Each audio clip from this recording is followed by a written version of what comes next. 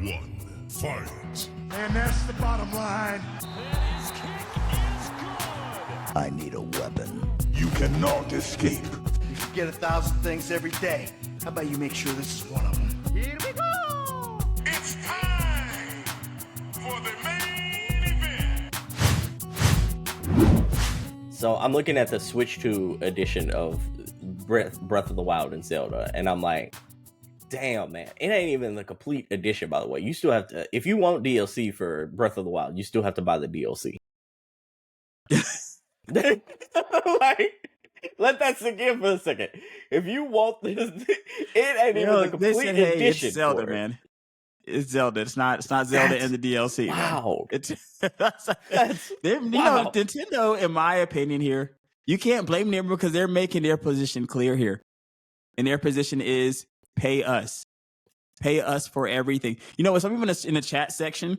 I was watching Nintendo. They were doing their Mario Kart Direct, and somebody in the chat section, one of them, what was it was a comment that was the most one of the most upvoted comments was, "Thank you for not charging us for viewing this, Nintendo." This is very like we very much appreciate, and paraphrasing, but very much appreciate you not charging us to watch this. And that's kind of the sentiment now in Nintendo. Because Nintendo's like, listen, to mess with us, make this family friendly. To mess with us, it's gonna cost you money, bro. We're not even gonna we're Apple now, bro. We don't care no more. We don't care. We're just gonna tell you it's gonna cost you money to be with us. You know what I mean? Yeah. And they're just not even ashamed at hiding it. Like the camera, all that stuff too. You know how when they show you like the 450, you see that 450, but they show you the camera, they show you the Pro Controller, they show you the docks and all that shiny stuff. And you're like, oh man, that's not you. It's not you, Mr. 450.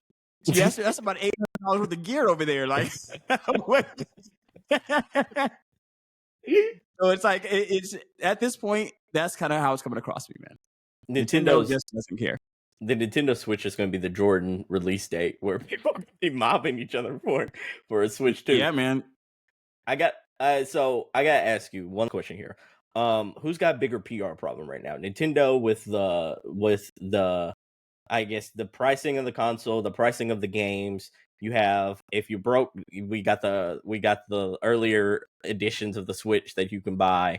The hubbubaloo. Goodness gracious. Yeah, hubbubaloo about the different staples of games and how much different games are going to be priced. Or what was the price of their packing game, $10. All that, the outrage of fans about the pricing of Nintendo, or Nico Harrison in the Dallas Mavs. Goodness, man, who's got the bigger PR problem at the point? Man, this is an absolutely easy answer in my opinion here, and this is gonna be Nico. It's got the bigger PR problems because Nico's PR problems are what 25, 26. And they can go on for a long time. Those in the NBA, in what age, if given healthy, let's just say that you decide you want to play another 10, 12 years. I think Nintendo can be over this in 10 years. They could. Now, 10 years down the line, if Luka's still hoisting chips and even putting up 25, and have to put up 45 like he gave the Mavs when he on his homecoming, or his I guess ex homecoming. You know, you don't have to do something like that. If he can just 10 years from now be contributing to a finals contender, somebody's going to bring this trade up. By 2 years, this whole thing with Nintendo might blow over. Within 2 years, it's going to blow over with a price drop. As soon as Nintendo drops the price, this blows over because Nintendo is a great company. Like, it's not about what they're offering. I don't feel like the value proposition is there, but it's no knock on the company in of itself or the product in of itself. Because I think that they're still going to sell out of it. There's still a demand for it. I just feel like it's unfortunate because a lot of their fans that would love to participate are going to be priced out of it. So when you open that price point up to more participants, I think that's going to make a difference. But there's nothing Nico can do. It's over. You've already made the trade. Nothing you can do. So here's why I made the comparison, by the way, because I think it's kind of more 1v1 than what people would think. Like, Nintendo drops the Nintendo Switch, everyone's outraged about the price. I listed all those other problems, but then on Nico's side of the fence, you raise season ticket prices, on around the same time the trade happens, like the product that you are going to put out on the court, alleged. By the way, I asked this question to give you a preview of his excellent podcast, Reg and the ATL, that you can listen to at any given time, where he talks about all the great things about sports. So let me just give you a little preview of his show. And also, like, the product that he might allegedly would put on the court if everyone was healthy. A lot of people think that it's going to be a championship contending team. I don't think that. I need to see AD and Kyrie and Clay not be Robins. And like, I ain't never seen the Teen Titans take down Thanos myself. Like, I ain't never seen the Teen Titans take Titans. Goodness I ain't gracious, never the disrespect. think about like this: Young Justice, the Teen Titans, they're sidekicks. I ain't never. Yeah. It's very rare that we. It's true. Like, I mean, there's no lead, because none that have led to anything. Yes. You know what I mean? Even if they were viewed as the leader, they had not led to anything. Exactly. So that's more of my point than their skill capability. I think they're immensely skilled, but like, Kyrie's never done it without LeBron or without Luka. AD's never done it without LeBron, because he didn't do anything in New Orleans that besides stat pad, really, because he made it. Gracious. I mean, for real though. I feel like Davis is a great player, and I think that the only problem that I would have with this trade is, for one, he's not better than Luka, and for two, he's younger than he's older than Luka, and for three, he plays less than Luka. Like, so for those reasons, I would never have made the trade. Like, it doesn't make sense to me for those reasons, but not necessarily envisioning what he can be when he's on the court. But the problem is trading for a guy who is injury prone, and we all can see it. Like, I'm not in Texas, bro. Like, I'm not in LA with Anthony Davis. I'm not in New Orleans with Anthony. I'm not there. Yeah. But I know he's injury prone. I know. I know he is. And the thing is kind of like, how do you not? Like, how are you so close to the situation that something like this happens, and you're like, well, I don't want to be blamed for him getting injured. Like, hey, bro, wait, that's the big problem that people like me have. I have no knock on Anthony Davis. The knock is that he gets injured. So then the first game he got injured. Yeah, that was. That's the problem I have. The situation right there. Even like, I'm a Dallas Maverick fan. I was heartbroken by the trade, of course, but like, I was watching that first game and that injury happened, and I kid you not, like, it was almost like I was victimized by the Joker, but all I could do was laugh at the time. Like, that's how it kind of felt. Like, I was just hit with laughing gas, because like, the narrative just showed up on game one. The full Anthony Davis experience. You guys got the whole thing. You got the absolutely amazing high that comes with him, and the absolutely amazing low, all in 4 quarters. Like, you got it. You guys got it all in the same game. Because that is it. That is Anthony Davis. If you've never seen Anthony Davis play in your life, and you want to sum up what the Anthony Davis experience has been, for the most part, it is that. Like, we're excellent, great player, not able to finish the game. No, he didn't even finish our season. And now he's out for like a month. Like, he wasn't just. He was like, oh, it'll be all good.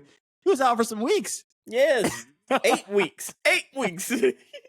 8 weeks to be exact. And at the time, they were like, it's nothing. How do you confuse it's nothing with 2 months? I don't understand it. I don't ever understand stuff like that. When it's nothing. I'll be right back out there 2 months later. And he didn't even play and he didn't even look right when he came back. He still looks like there's something bothering him.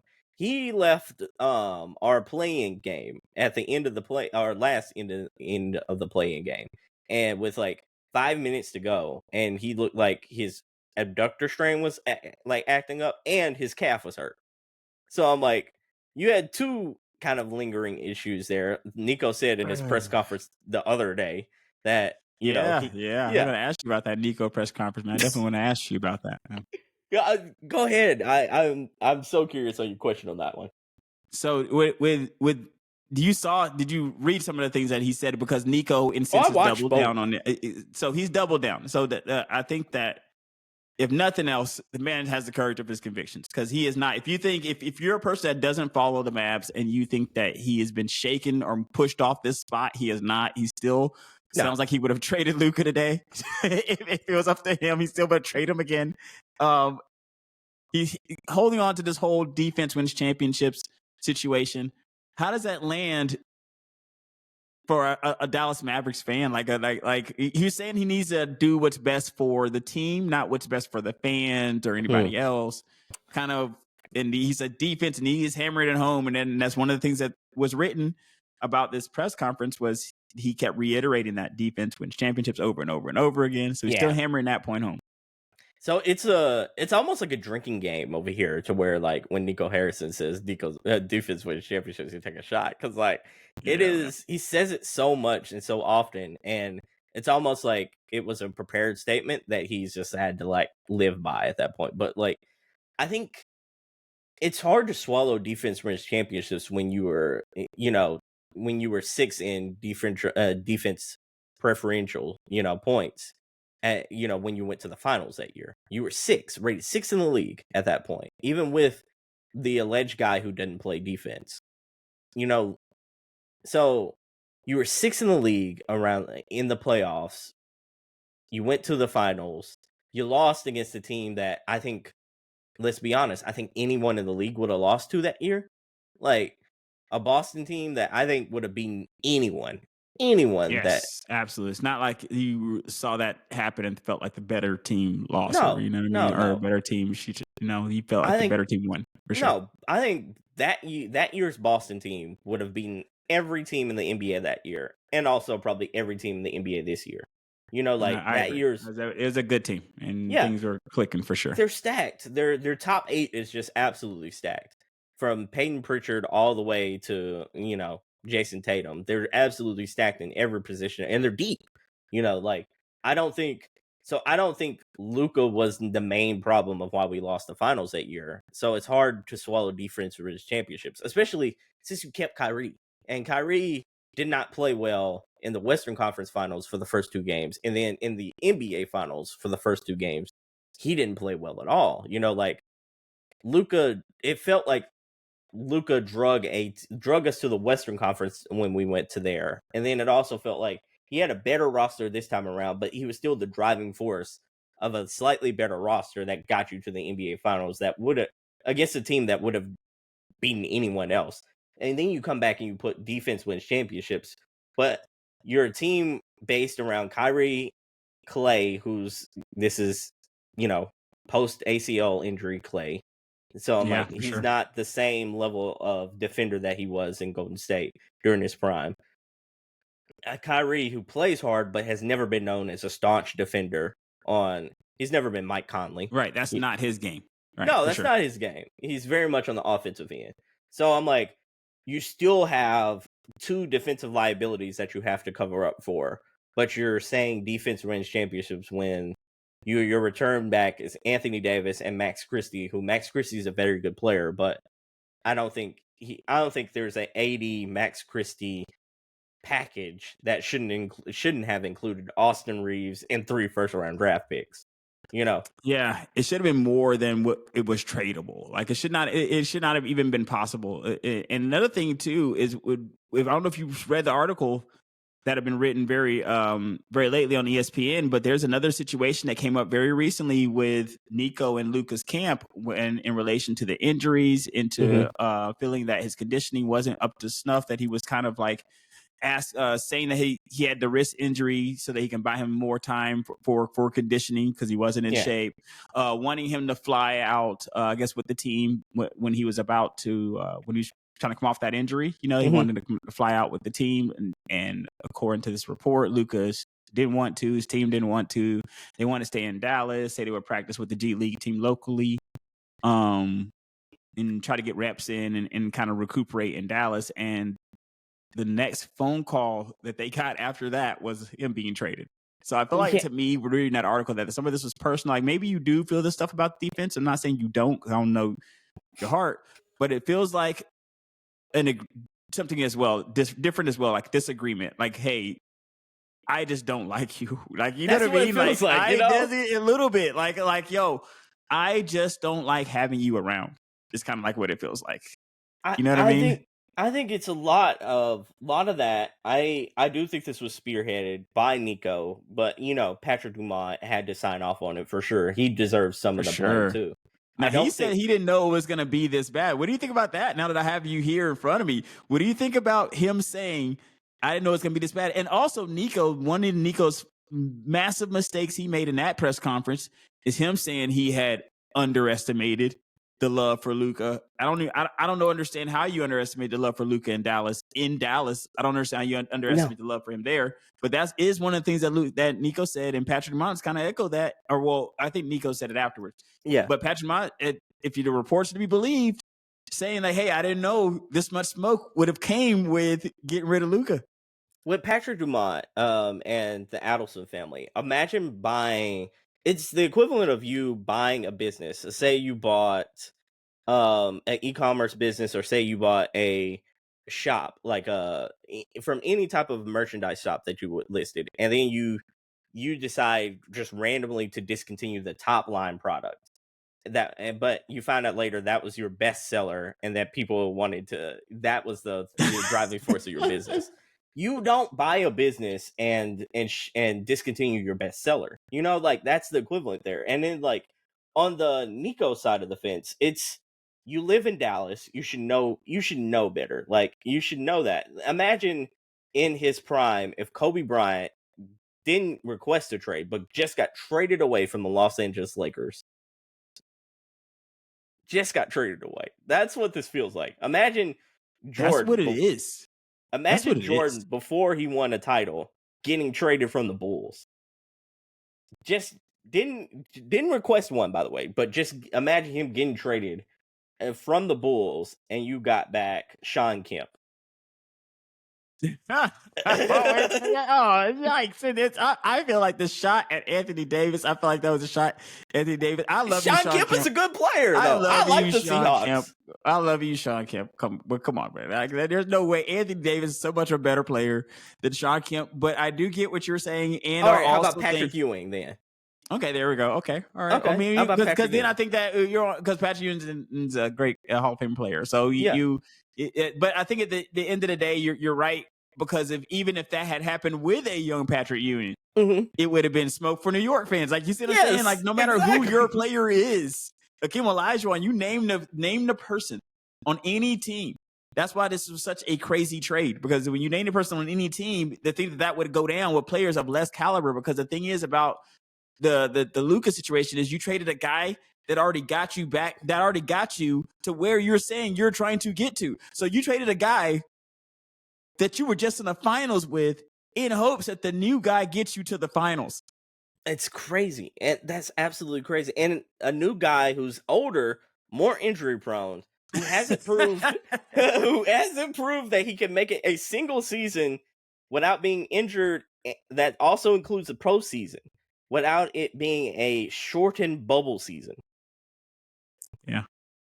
Like the only record we have of AD climbing the mountaintop is the bubble. And that was a shortened season and a break before they went into a playoff situation.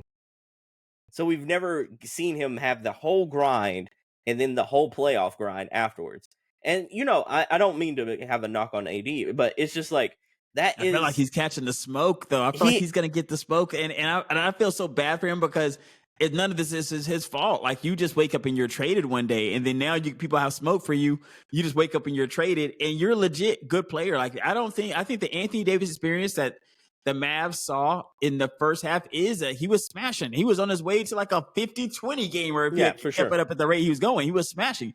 And that is what he does. That is what he's about. Like he can really give you the business. Like when it comes to scoring and defense, the thing is he gets injured. He gets injured, and he got injured. So here's I think where the disconnect between AD and Dallas fans are going to is starting to have that crack there, and I think why it's going to grow in the future.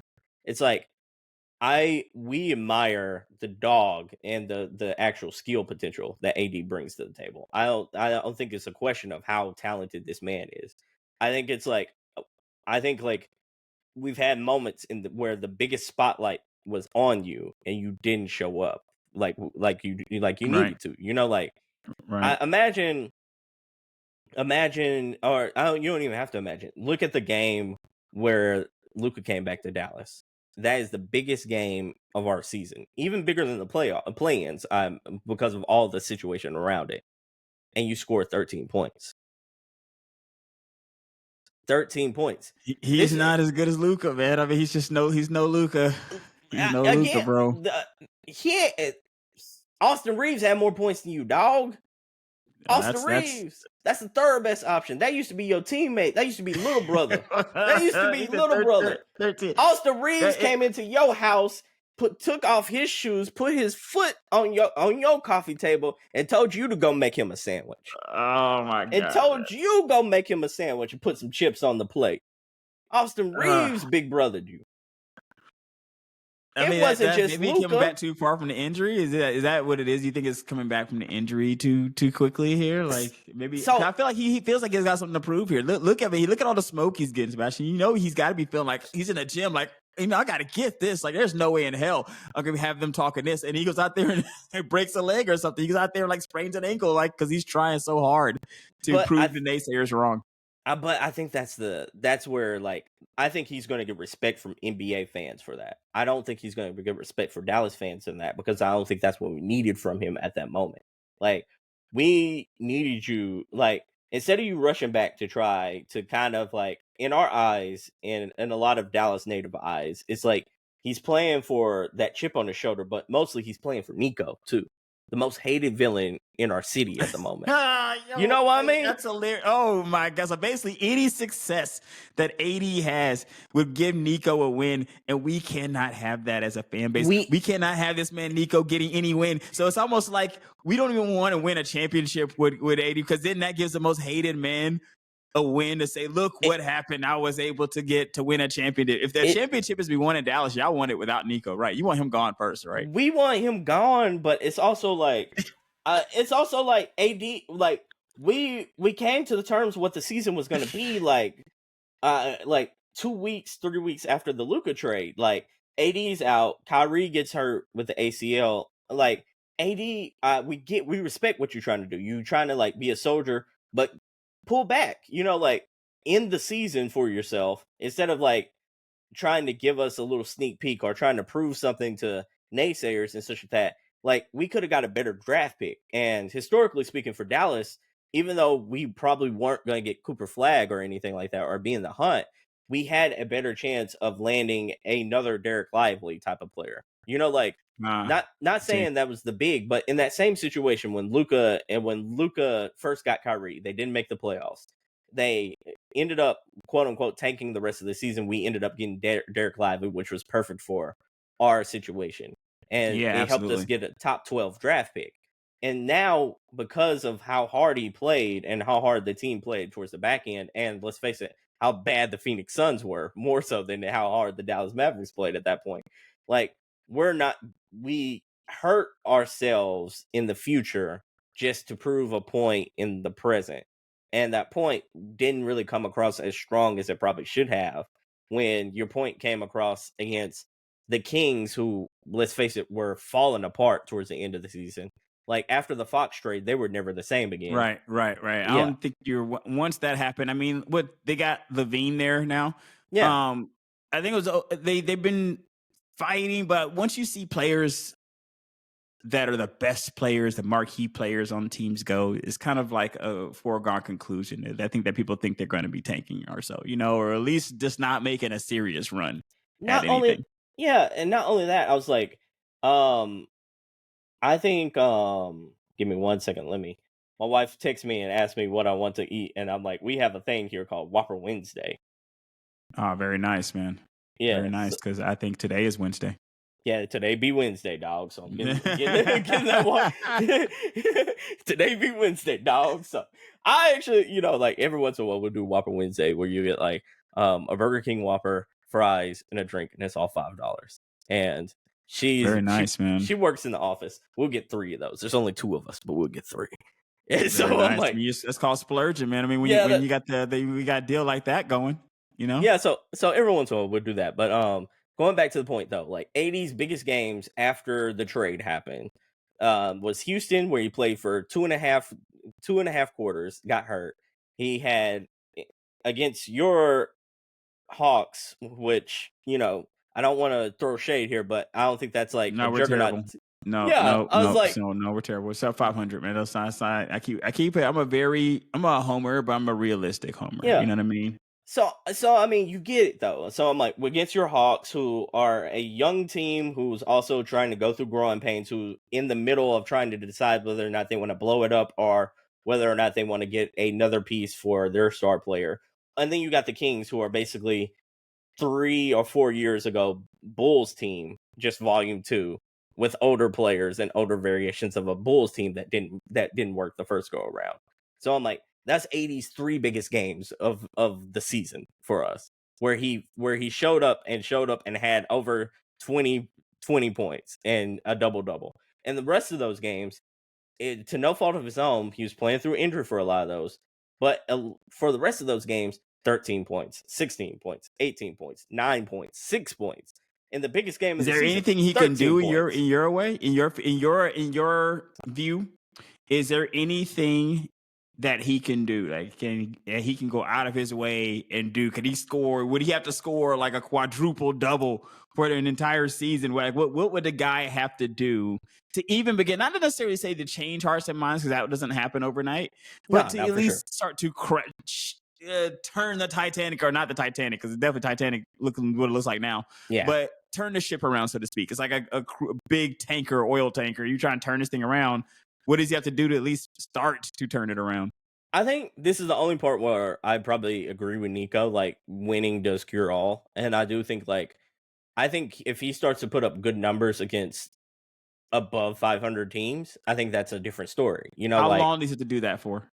Oh God, it has to be 2 seasons. It has to be. Goodness gracious! Seasons. So this man, when the end, what percentage of those seasons does he need to play? Does he need to play 75%? Oh, it's got to be at least 65% of the games. It's at least got to be those. Goodness. So he's got to hit about 50 to 60 games. So he's got to hit about 100 games of absolute great performance. It's a high bar. It's a high bar for sure. But think about it like this: it's like you traded away that man, though. Like, that's the problem. It's a problem. It's a problem, and I don't think it's a shakeable problem. The problem that Nico gave himself was that you gave yourself a 2-part problem, and you can only do something about one of it. And now that's blowing up. But you can only, when you trade somebody away, you could only really affect what happens on your team now. You traded that guy away, so you can't affect him anymore. But here's the thing: in sports, he can affect you.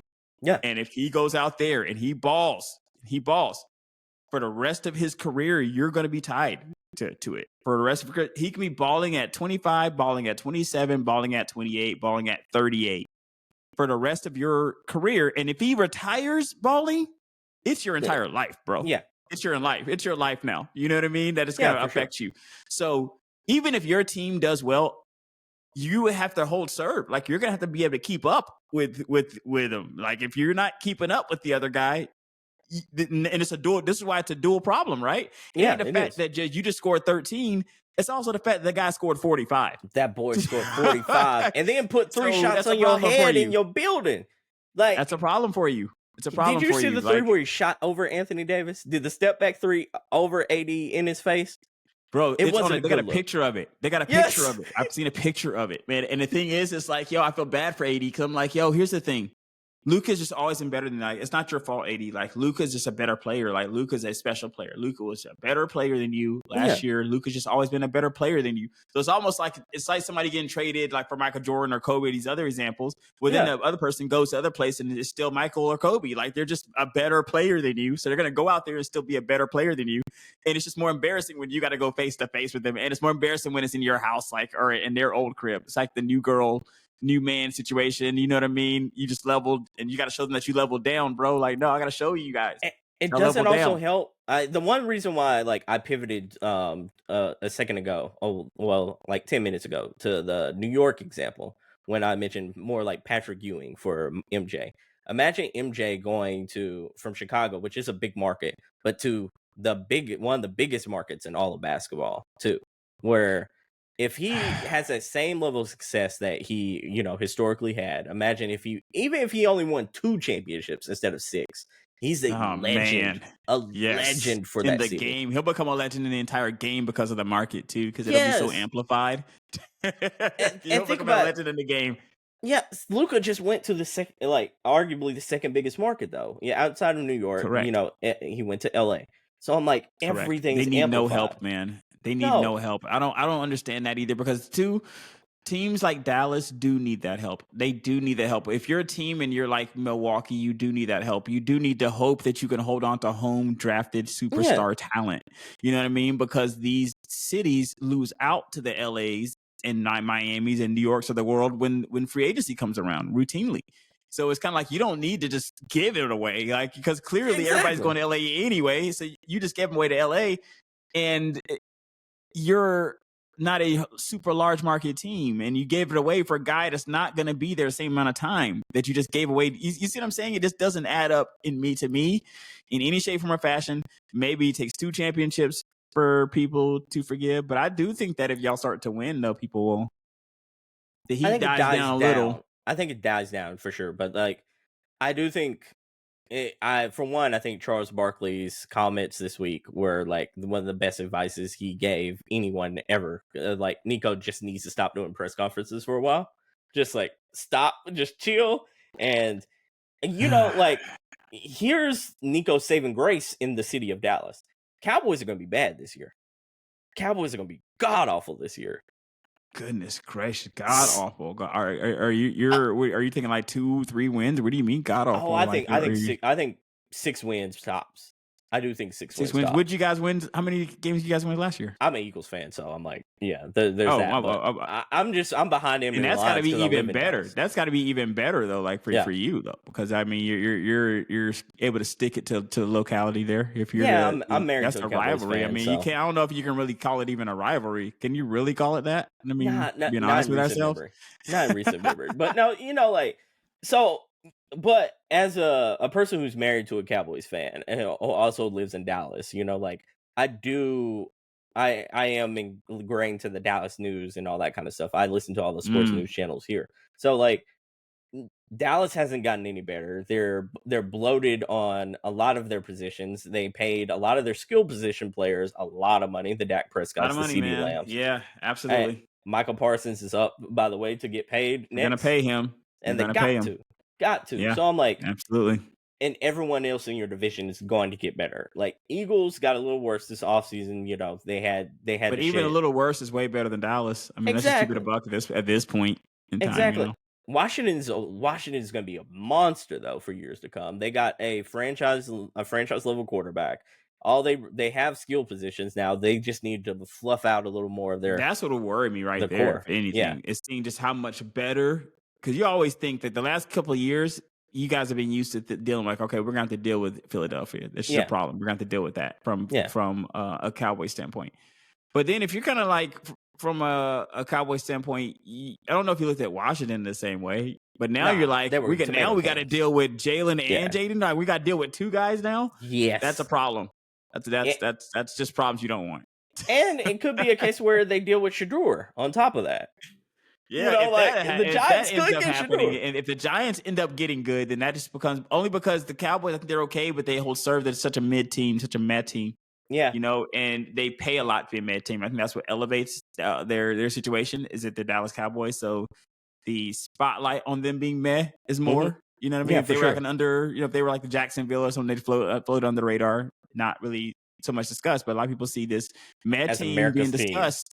You're correct, and they're like, "Yo, are you kidding me? They're terrible." And they tend to win, but they're going to lose at some point. We just know it's going to happen. We know it's going to happen.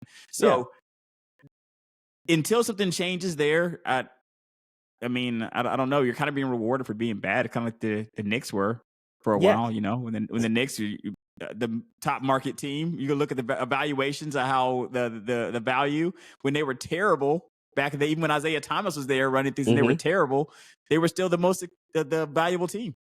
And that's the Cowboys are still the most valuable team now. I think that even still now. Yeah, I got to go back and look and see if they are, because I know Golden State overtook New York, but I think if Dallas is not the most valuable team, and I think Dallas might hold the distinction of being the most valuable team in sports. I think Dallas might be the most valuable team in sports, man. So if you can be the most valuable team in sports and still have this sort of mediocrity, Yeah, It's kind so of like we're just gonna move in a bubble. We're just gonna do what we want. so I pulled up the list real quick. Dallas Cowboys $9.0 billion, $9 billion straight up. So the next tier down is the New York Yankees, Golden State Warriors, and New England Patriots, all at $7 billion. So significantly, a couple of $1 billion ahead, right? More than the Ahead. next team, yeah. And look at the production you're getting, bro. Where Yeah. is it coming from? Where is it coming from? I like, Dallas is like on a record right now. I'm gonna go back and look and see what the distinction is, but it's like a playoff distinction, something like that, where they haven't even won a playoff game. I gotta go back and see. I think and see what the record years. is, but it's terrible, right? It's a terrible record, and it goes on stretches on decades. So it's funny that you can have that record and be the most valuable on earth team. Yeah, the crazy thing is, it's like, okay, so Oh, that is amazing. Jerry I pulling think it off on y'all, bro. Jerry pulling it off, man. man, that man's the ultimate salesman. But yeah, I think Jerry like is pulling it off, man. when football season comes around, I think that takes a lot of heat around. And the NFL draft is knocking on the door. So I'm like, it's starting to lean more can't wait towards to get away, man. I heard Dumont's making him do those interviews too. By the way, for a lot of people who are saying, I have read some reports out here. Yeah, for some people are saying that he should stop doing interviews. I hear he doesn't want to do them. From what I've heard he's being made to do them. So, yeah, I do think Dumont is a bigger issue than a lot of people make him out to be, especially like with the whole Nico situation. I'm like, the no press being able to like film or basically record the first interview that happened was absolutely terrible advice. The second interview I think went a lot better, but as far as like them actually being able to put everything on the record, that is. But like, yeah, I don't think either one of these are a good look, and I think Dumont is in a position where he's learning on the job in a market with a team with a fan base to where it's really hard to learn on the job. Like if this was, no disrespect to this team or their fan base or anything like that, if this was the Washington Wizards, so to speak, I think like you can make mistakes like this, learn on the job. Backlash might happen a bit, but it's not to this level or this extreme here. But I was just like, this is a sports town that is very sports heavy, that also like it's very ingrained and very supportive of like all the teams here, maybe with the exception of soccer at this point. But like, yeah, all the other 4 major sports teams here are beloved, absolutely beloved, to the point to where I'm like, the people here, if you see any of the athletes here in the DFW and such like that at a Dick's Sporting Goods or a restaurant or everything like that, it feels like a big event. It feels like they can go anywhere without security. They're beloved, like it feels like that. So I'm like, it's a market to where I'm like, I don't feel like he had a lot of wiggle room to learn on the job, and I do feel like that's the compassionate part of me of saying like, man, that sucks. You bid by a team. This is your first time doing anything like this. You made a major mistake, and you are learning PR, business management, financial management, all at the same time in a market that's going to be almost as bad as the New York market as far as not being forgiving. Now, so I'm like, that part, and the humane part of me. You can argue that he doesn't Yeah. deserve to be forgiven, like in my opinion, Sebastian. Like, I don't think no. Hell no. When you're looking at like, how did you not see this coming? In my opinion, like I don't understand how you didn't see this coming. Only because did you even do a modicum of due diligence with this team to not know what Luka Doncic meant? Luka Doncic is not a small podunk name. Like, it's a worldwide name. Like, it's a worldwide brand. Luka Doncic is a worldwide basketball brand. And has been a worldwide basketball brand for a while. So not even just knowing the Dallas impact, but just knowing his impact on the game in general. Just knowing how great Luka is and the impact of having a player like that. For one, when you buy a team like that, it's like buying a team and trading away Steph Curry. Like, you buy the team partly, in my opinion, because of the Luka Doncic is there, I Yeah. hear that Luka Doncic is building a house there, plans to be there for a while, doesn't ever want to leave in his life. All right, bet. We can run this for another 10 years and just see what happens. Here But no, bro. it was an easy give me. I want to ask you this though, because I'm like, I think this is the more intriguing part. Imagine you bought a team. I think like you bought a team, you're being ingratiated in there. I think the first thing you do, at least the first thing I would do, is even if I didn't know who who was the superstar or like how ingratiated they were with the fan base, I would go to the financial report and I would look and see, oh, my player, let's just call him Poncho, is like number 5 in jersey sales of this entire league. And this is our revenue from that jersey sales. And I think from a business standpoint, just a business standpoint, I'm like, oh, this player affects at least this aspect of the business this much. That makes him kind of one of my, from a business standpoint, untouchables. You know? Correct. So I'm like, I can't get around that part, much less getting around the part where, as a businessman, you also look, and this, I'm not trying to knock Anthony Davis though, but I'm like, Luca, he ain't selling jerseys like Luca. Just on the jersey sale. I've never seen an AD jersey in the wild before. Oh my goodness! You know Have what's you? funny is that they in my opinion here, they're not in the same stratosphere. In my opinion, in a No. lot of different categories, it's fashion. Like one global superstar, and Anthony Davis is like a really good player. Like I think there's it's levels, and they're not Yeah. on the same. They're not on the same level. No. And to Anthony Davis's credit, Luka's not on the same level with a lot of players. Most players are not on his level. No. He's on a level above majority of players. But that's what makes it so crazy. Because you had him and you just gave him away for a guy that's not on that level. I think also it's the magnitude of this trade, and then you double up with the fact that, like, I think we had just forgiven Nico, well, for the hardcore fan base a little bit, just forgiven Nico for letting our second best player walk out for nothing as well with Jalen Brunson. And Jalen Brunson is going on to do magnificent things. Like, Jalen, You know what? I forgot about the Jalen Brunson mix-up. Oh, that he was deserves Nico to as be well. held to account for that. You know what I mean? Because you could have had Jalen for less than what the Knicks paid him. Exactly. And you just did not. You fumbled that. And then Jalen goes on to do amazingly great things. And Jalen did amazingly great things here. Is like Luka got He hurt did. during the playoff run, and Jalen Brunson went was off. the one. Yes, That's went what off. got him paid. So I'm like, Yep. y'all had the opportunity to do that, and I like Kyrie, but also Jalen Brunson's a little younger. Jalen Brunson's also really tough too. So I'm like, there's so much that goes into that of like, I think we could have made the finals with that Jalen Brunson Luka combination there. With I think we could have made the finals. Of course, because Lively and Gafford really contributed to that run. Yeah, and, for sure. And you can argue that if you'd added those two to a Brunson and Luka, that maybe there's a run to be made there.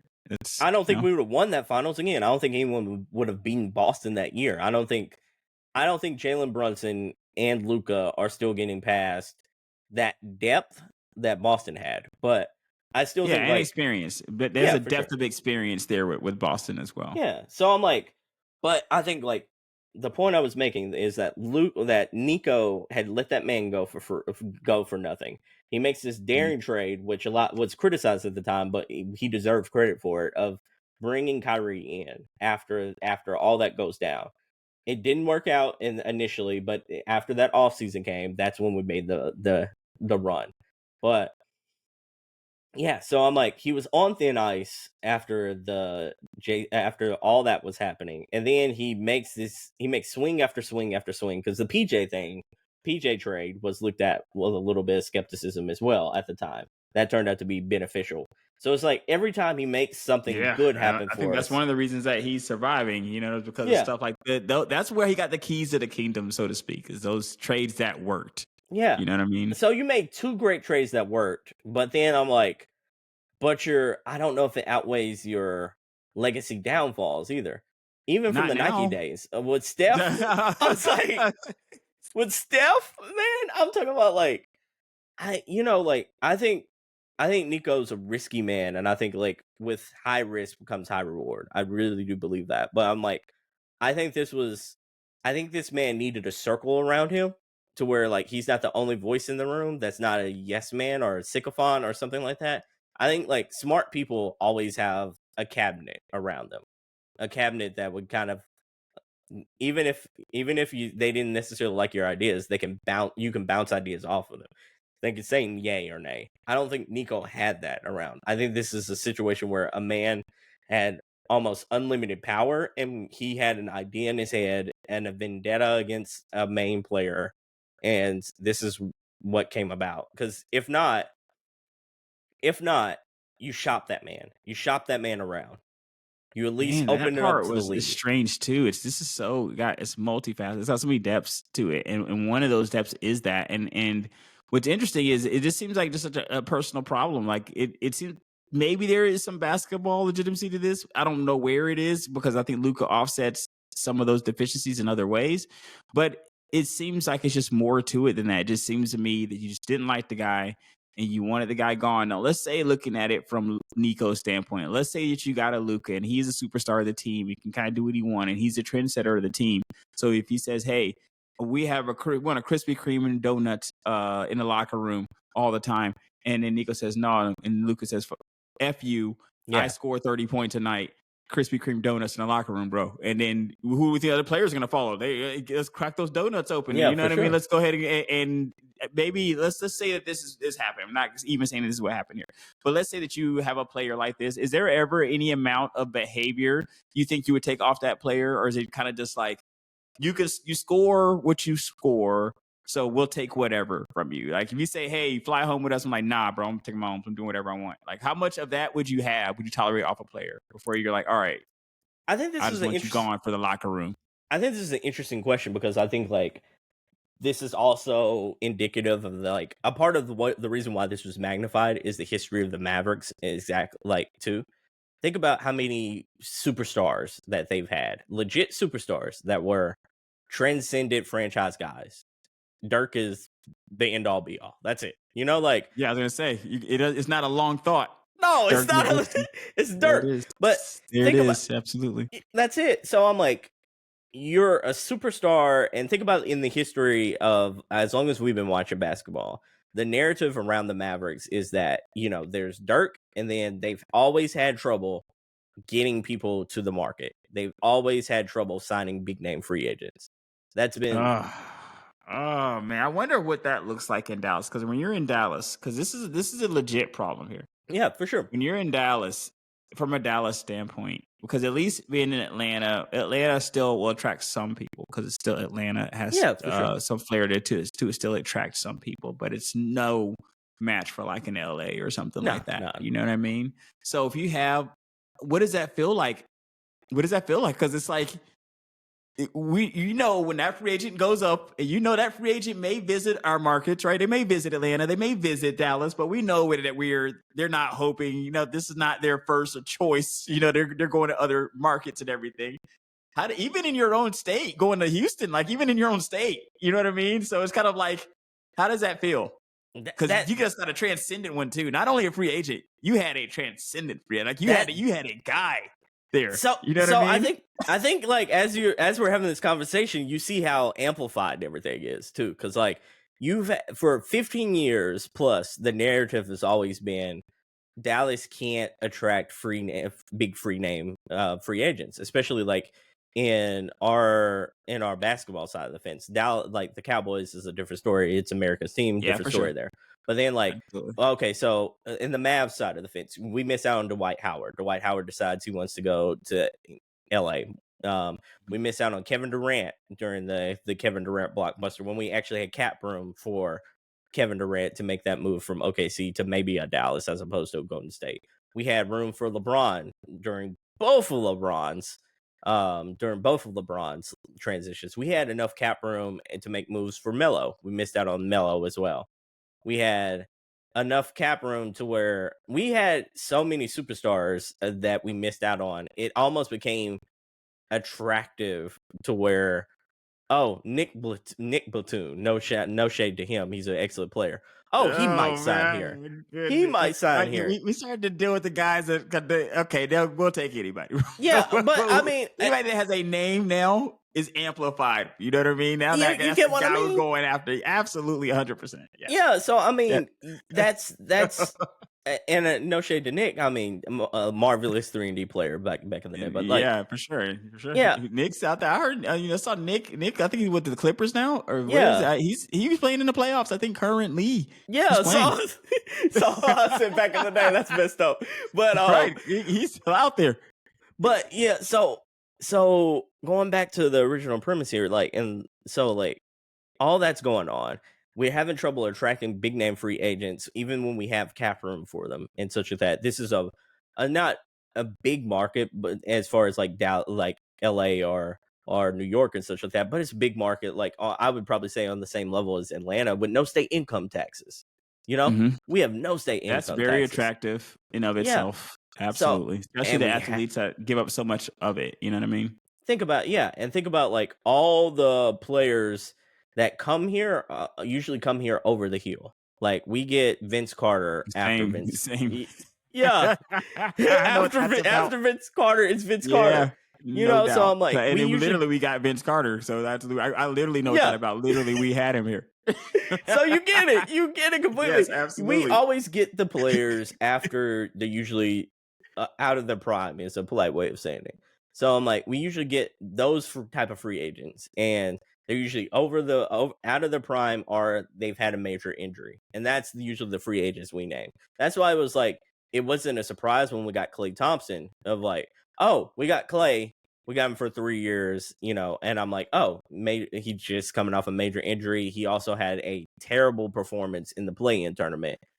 Yeah, not that Klay, not the Klay that not saying 2016-17 No. Klay. If you're looking for that Klay, it's not that guy. So I'm like, that was one of the Jason Kidd was another example. We got Jason Kidd, and during our finals run, Kidd had a little bit left in the tank there for you guys. He had a little left in the tank, but he also won the Nets kid, No, so I'm not like, at all. So I'm like, that was the story of Dallas. That was the story of the Mavericks. We can attract free agents. If we get a big blockbuster name, it has to be through the trade. And also Absolutely. in our history of the draft, our main players that we've gotten that were star players were Jason Terry and Michael Finley, and then Dirk. Did y'all draft Steve Nash? Because I know Nash played for you guys. Oh, Did you guys draft yeah. Steve Nash? Yeah. But we traded him to Phoenix though, and then Nash went on to win two. They played for like how many years did him and Dirk play for? Was it a year or two? At least a year, right? I think it was multiple because they got kind of close. I want to say. Yeah. Then he was traded away. Then he was traded away to Phoenix where he won where he won his MVPs. So yeah, so that was catastrophic. Let me see. That was Mark Cuban era right there. Yeah, that was Mark Cuban's some ups era. and downs, up and down. But this is his era. All of his era has been better than a Dumont era. I'll tell you that. Like Dumont era just started. It's terrible. Yeah, but I mean, it's not a great era, man. It's on the job learning, like you said. It is on the job learning in a market that's not hospitable towards on the job learning. So I'm like, it shouldn't be, man, because you're paying your hard-earned money. You think I'm not trying to see Luka? And plus, what else to do with this Luka jersey now? You know how many Luka jerseys you were seeing in that crowd when you walk out there? And that's one other thing when somebody says, I didn't know the impact. Do you go to a Mavs game and look around? You go to a Mavs game and look around at all of those 77s in there. Yeah. Then what are you thinking? What are these people going to do with these 77s now? Like, I didn't keep wearing I got to wear it now. It says Mavs on it too. I got to wear it. That's terrible, man. So to answer your question, Steve Nash was drafted by Phoenix. He was drafted by Phoenix. How did he get to Dallas? So he was drafted by Phoenix. I think he was waived, or it was a signing trade. It was a trade through the draft, I believe. But originally he was drafted by kind of Phoenix. like how we Kinda did. like Kobe. Anything that we did. Yes. Okay. Yeah, kind of like Kobe, if I'm not mistaken. 'Cause I was looking. He was actually drafted the same year as Kobe. Stephon Marbury, Ray Allen, Marcus Camby. So this supposed to be one of those years. Supposed to be one of those years that they look at as being one of the best years of all time. Yeah. So Draft-wise. so all that goes down, right? And all that goes down throughout the years, and then we get our best draft pick for the last, I guess, since Dirk. Since 1998 at that point. I think easily. When I say easily, right? Easily. It ain't even a Easily. question. It ain't even a question. Mhm. So you get your best draft pick, and at that point, you haven't been stellar through the draft, and free agents haven't come to the market. Your only salvation is you made 2 finals appearances before Luka. At that point, you lost one of them, and you won the second. And it was with the Dirk. So, and I then you mean, trade that guy away. And again, I'm like, I know it's going to sound like I'm throwing shade at Anthony Davis, though, but I'm like, you throw that guy away and you get back 80, one draft pick, a draft swap, and Max Christie. And then 80 comes, and I mean, it's unfair to 80. You're putting expectations on him at that point to where I'm like, it's not just you have to be Luka. You have to be what we've hungered for 20 years at that right? point. You got to be better than Luka. Being Luka won't be enough, bro. No. Because they're going to be like, we should have just kept Luka. Exactly. We need you to now be better than Luka. And when you look at what Luka has been doing since he's been in the NBA, oh, good luck with that. Exactly. Yeah, we good need luck you to be better than that. We need you to be the guy that we've been hoping we can land in free agency for 12 years that we haven't been able to. We need you to be the guy that we've drafted that is the third best player in the NBA. We need you to be above that level. It's unfair. It's really unfair to him. It's unfair to him, and it's also damned if you do, damned if you don't situation, because I'm like, he needs to be that guy. But if he is that guy, he needs to do it in big moments too. I'm like, but if he does it, there's still going to be a part of the fan base that dislikes him because of the trade. There's also going to be a part of them that dislikes him because he's a Nico boy. Like, there's a term. There's starting to become terms now. He's Nico's boy.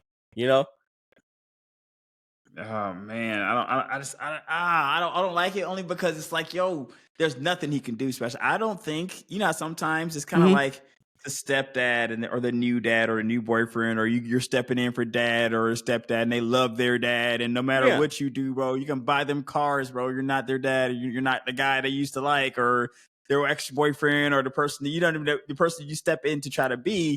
There's nothing you can do, bro. Like, you're only thing that you can do is go be him. That's the only thing that's going to fix this, is you actually be that other person. And the fact that, because we're already saying that you being him in achievement is not enough. So you won't even be able to be him. Like, you literally have to transform into that person, bro. You have to transform into 77 back into Luka. That's the only thing you can do, 80. Because you win a championship, it's not going to be enough. No, I mean, but it hurts too, because you also, like, when's the last time AD was a finalist for MVP? I don't think he ever has been. He ever has been. When's the last? He's never had. He's not gonna be. And if we gonna start to name like Luka's accomplishments, we're gonna just kill 80. But I feel like that's one of the reasons why it's so mind blowing, though, is because he does kill 80. Like, there's no he is destroying the guy. Oh, so what do you do then? I'm like, if this was Atlanta, like I talked about the history of Dallas and how that kind of plays a part into this. If this was Atlanta Hawks and y'all had a choice and y'all chose Trey over Luka and such like that, but if this was unbelievable, I hate that to this day. By the way, oh my god, it's a soft spot. I'm not all the way over it yet, but I was starting to get it with this trade situation thing happening in Dallas. I'm starting to mend a little bit. It's kind of like you're not getting over that ex until you find out that that marriage is broken up now. They're on divorce. They're divorced now. You're still kind of pissed about how it all turned out, but at least it ain't working out over there no more. And that's kind of how it is, at least for me as an Atlanta fan, because I never liked that trade. We could do a whole show on the Trae Young. I don't think I ever answer your question though, but I think with the history of Dallas, with missing out on free agents, the missing out on big named stars and such like that, I think Luka could have smoked a cigarette while he brought the ball up the floor, and we would have still been beloved here. It's just, you asked the question of how much leeway would Luka have gotten in Dallas and such like that. I think I think he could have done a lot of things and been beloved here. We got a coach who was accused of vehicular manslaughter. Keep in mind with Jason Kidd. Man, it's so here's the thing. Because the farther it goes, the more I feel like, depending on how bad the situation is, because I still don't believe the trade should ever be made. But No, I'm for not sure not. in the locker. I'm not in the locker room, so I'm playing devil's advocate here. That does give more credence to the point where you might feel like you have to get rid of a person because no matter what they do, they're gonna be beloved, and it could be toxic for your locker room because not everybody's as talented as them. So just because you bring up the ball with cigarette and everybody loves it, do I want Lively doing that? Do I want these other players No, for doing sure that? We not. see For that, sure not. and you don't, and then you can't check them if your man is doing it like this. And this is kind of like the secret sauce with Brady and Belichick, because Belichick was able to check Brady and maintain a certain amount of discipline, which ended up proving to be a bit too much, I guess, down the end there. But because he was able to do that, they was able to set the tone in the locker room. And I think you hear the same thing with Tim Duncan and Pop. Tim Duncan set the tone in the locker room. So I think that's the knock that you're hearing on Lucas is that knock right there. Kind of the last knock of like, oh, well, he wasn't a locker room guy, even though you never hear anybody complain about it. Nobody ever has said, none of the players have ever said, I've never heard any players come out and say that Luka's a terrible teammate. No one's ever said anything. And I was like, and all this has happened and no one's still saying anything though. And that's kind of a hard pill to swallow on top of all of it. It sounds like maybe Nico and a few people feel this way, but not everybody does. It's a polarizing issue, maybe even in their own organization. Oh, and then adding on to all the Nico stuff, the Quinn Grimes of it all.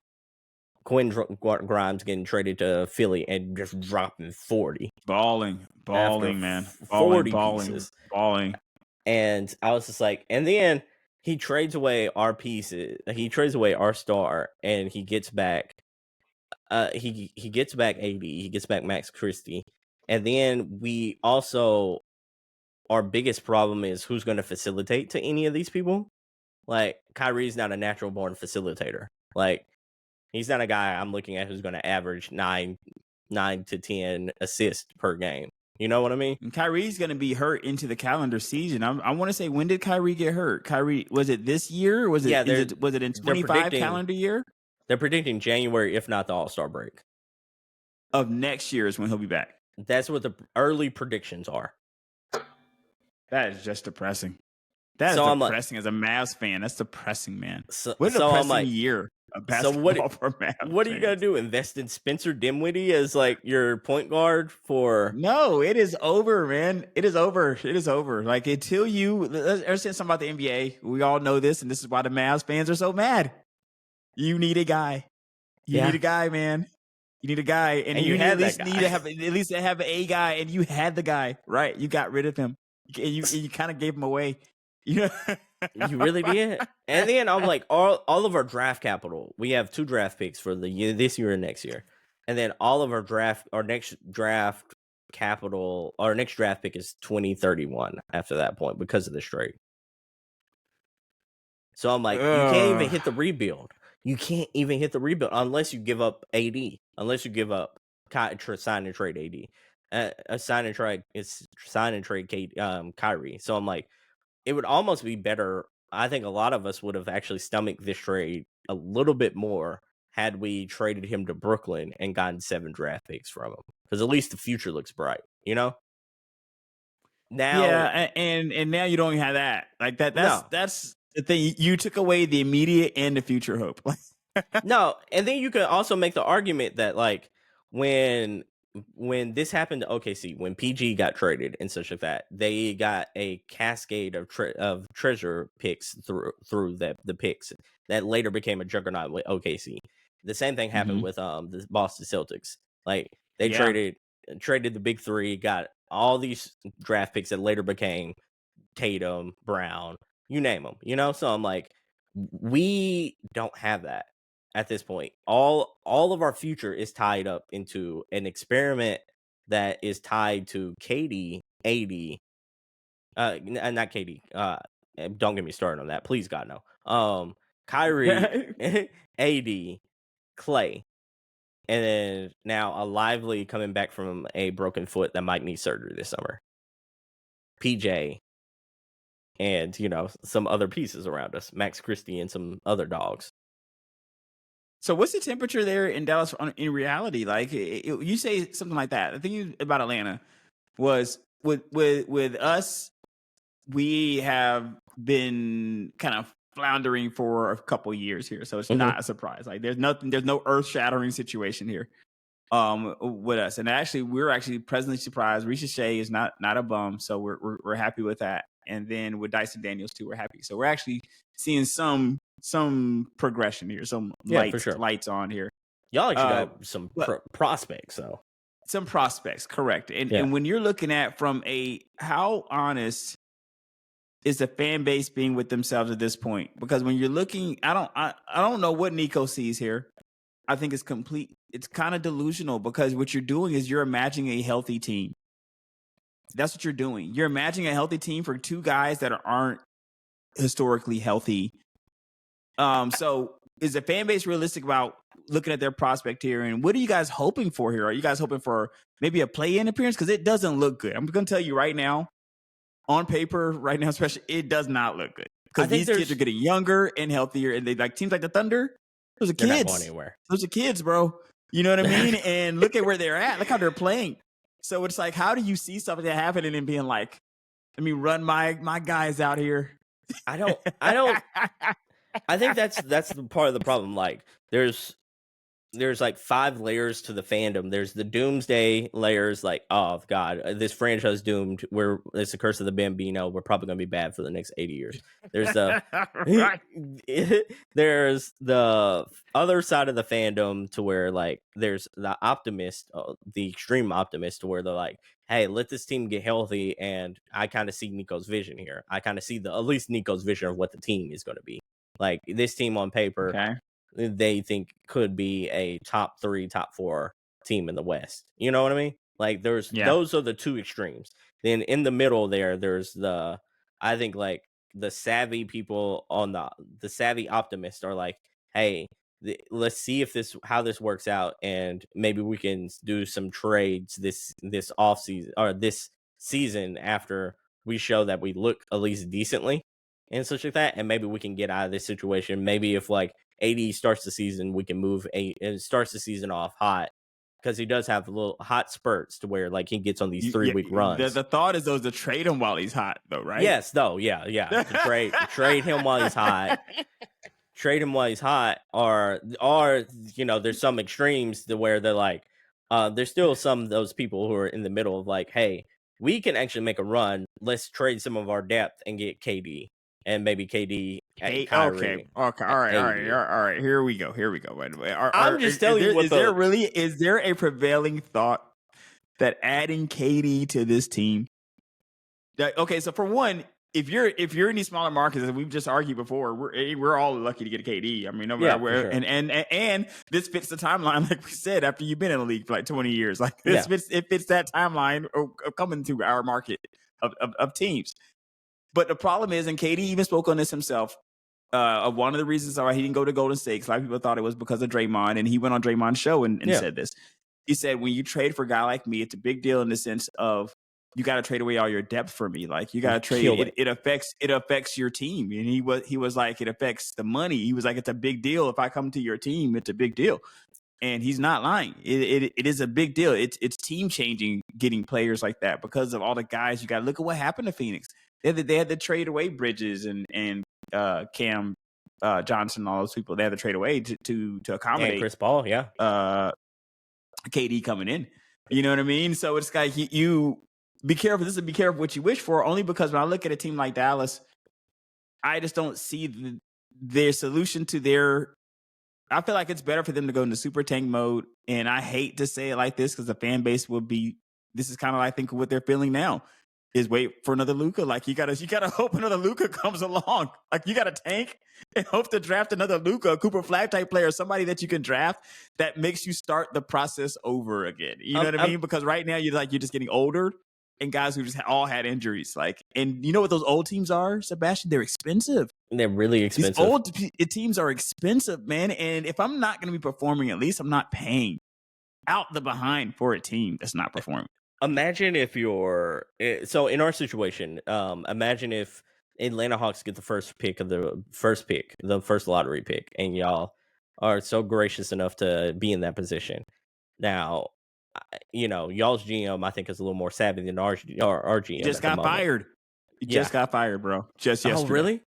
Yes, the GM Okay. Landry Fields got fired yesterday or the day before. Life comes at you fast, man. Oh, okay. You know? So he might be in the same situation we hope Nico is. So, Yeah, man, you guys are hoping to what you are aspiring to is what has Yeah. happened here.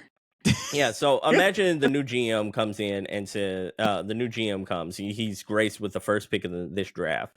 Y'all are blessed with a lot of wing players at the moment, like a lot of wing players. Do y'all still stay with the commitment, or do y'all still, or would a offer of AD for the first pick of the draft be appeasing to y'all at that point? I don't think that the problem is with AD, and this is what I would think would have made the Mavs like. I don't know. To me, AD is one of the worst things you can have in sports, and that's an aging absolute superstar, because those absolute superstars will fool you. You'll see them on tape and you'll be like, man, if I could just get that here. It's So those fool's absolute gold. superstars that are older and injury prone, okay? These are the things that I think are like the worst things, because this does not just affect football or basketball, baseball. All these sports have aging stars who approach their 30s and still have something left in the tank, but they become cost prohibitive. They're paid like they're compensated for it, so there's not really much margin for error. You need them to go out there and be that And ball. and ball. And when it doesn't happen, it's catastrophic for your team, because a lot of times you didn't just give up the guys on your team, you give up your future, you give up picks, you gave up a bunch of stuff usually to assemble those guys. So you're paying a lot of money and you're giving away a lot of picks. And if it doesn't work out, look at what you're stuck with. I'd rather just at least have a bunch of young kids out here making no money and just hope we all figure it out somehow.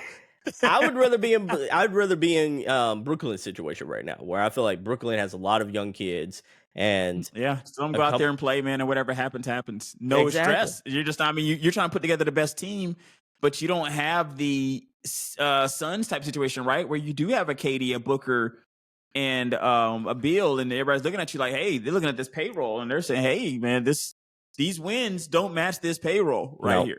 So that's what the kind of problem you don't want. So yeah, that's why I was like, it feels like we might be stuck in this situation and have to ride it out and see how it plays out for the next 3 to 4 years. And if we do, that's gonna at least be a few years, man.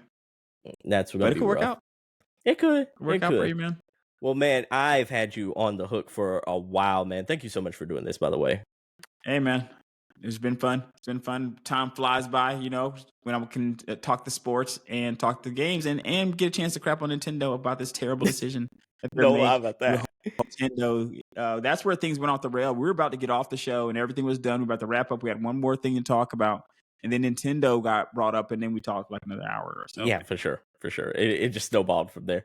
Where can people find you, though? Where can people hear this magnificent voice of yours? Reggie ATL, all the platforms, iHeartRadio, Google Podcasts, Apple Podcasts, Spotify, wherever you find your podcast, as well as a show called Just the Stats, show that I do with a guy named Eugene Morton. And I'm doing a sports show called Sports Crib that I do Wednesdays, but that sports like a live show. I'm doing that show tonight in actually about a couple hours. So, okay. All right. Mm-hmm. So everybody, I will try to provide those links in the description below. Reg, thank you so much for doing this again. You got it, my friend. All right, man. Until next time, peace, everybody. Mission complete.